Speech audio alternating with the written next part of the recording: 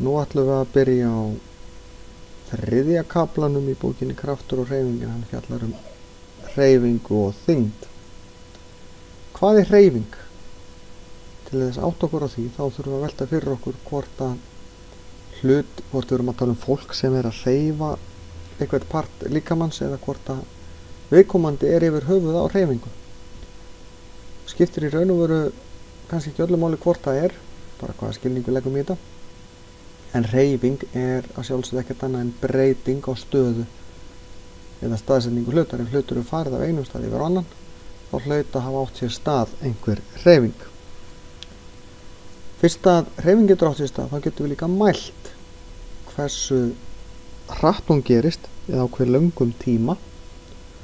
Og þá erum við komið með formúlu sem sem sagt vegalengd deilt með tíma og það köllum við ferð. Hraði ekki alveg það sama og ferð, þó að hraði sé í raun reiknaður á sama hátt. Það sama formúla. Hraði nefnilega það sama og ferð nema í ákveðina stefnu, en stefnan hefur engin áhrif á útreikningin. Bíl sem ekur á 60 km hraða á klukkustund í austur, áttin tiltekin í stefnan, þá erum við að tala hraða. Það ekki bent á í hvaða stefnu við erum að fara, í hvaða átt, þá þetta ferð. Þið sjáðu, það eini munurinn á þessu. Hér stefnan, hér ekki stefna, þetta hraði, þetta ferð. Við getum lagt saman hraða, skulum skoða hérna dæmi. Hér erum við með bát sem siglir niður fljót.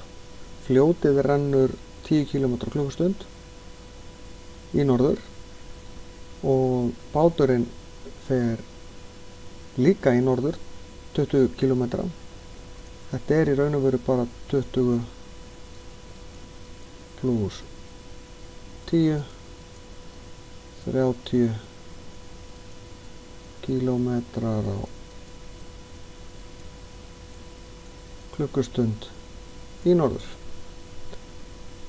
Ef við skoðum seinna dæmið, ef hann siglir á móti straumnum,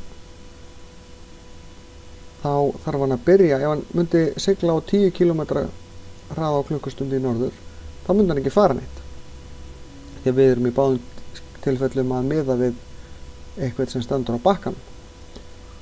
Þannig að þetta í sitt hvora stefnuna, því að nú hann farin að sigla 20 km klukkustund í suður. Og þá erum við með 20 km í þessa átt, ef við gerum ráð fyrir að áin fari niður. 10 km í þessa átt, þið sjá að þetta mismunur. Hann fer 10 km á klukkustund í söður, í hina áttina. Þá fyrir hann snýri við. Þannig að þetta spurning, erum við að fara í sömu átt eða erum við að fara í sitt hvora áttina. Hvort við leggjum þetta saman eða hvort þetta mínus. Fyrst við getum mælt hraða, þá getum við líka mælt hversu hratt hann breytist.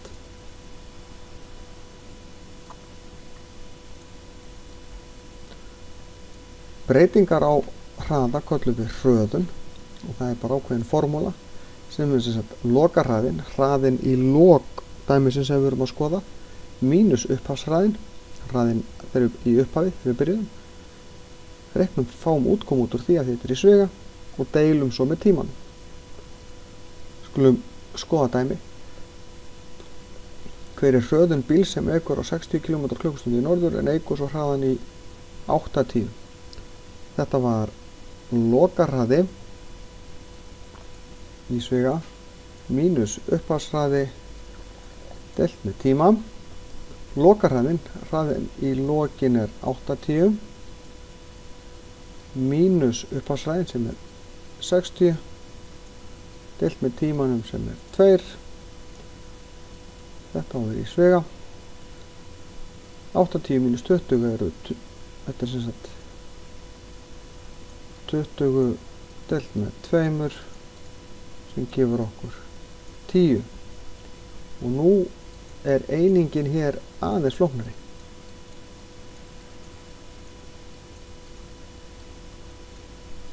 Hér er einingin kílómetrar á klukkustund í öðru, því að þetta þýðir í raun og veru, við gætum skrifa þetta svona líka.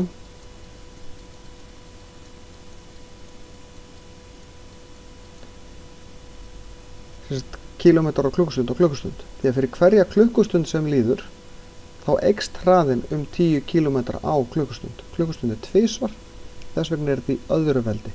Bara einfaldar að skrifa þetta í öðru veldi heldur en að skrifa þetta svona. Þannig að það er yfirleitt, hröðun er yfirleitt skrifuð svona. Hröðun getur verið þrenns konar. Hún getur verið jákvæð, það er að segja plústala, þá erum við að auka hraðann. Ef hún er neikvæð eða mínustala, þá erum við að minnka hraðann eða hægja á okkur, bremsa. Þá fáum við mínustöl út. Við getum líka verið með hröðun sem að er ekki reiknanleg, þar að segja, þegar við erum að aka með jafnri ferð en breytum stefnu. Það er líka hröðun, af því að við erum að breytum stefnu. Stefna er hluti af hraða, eins og við ræddum áðan, og þar á leiðandi er hröðun að ræða. Einfaldasta dæmið er í raun og veru bíl sem að ekur með jafnri ferð, segjum hér 30 km/klst.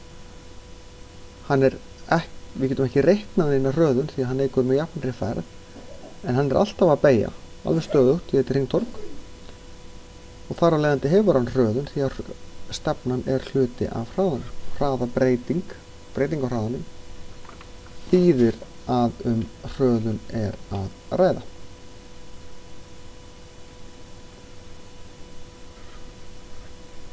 En þá er þessu lokið.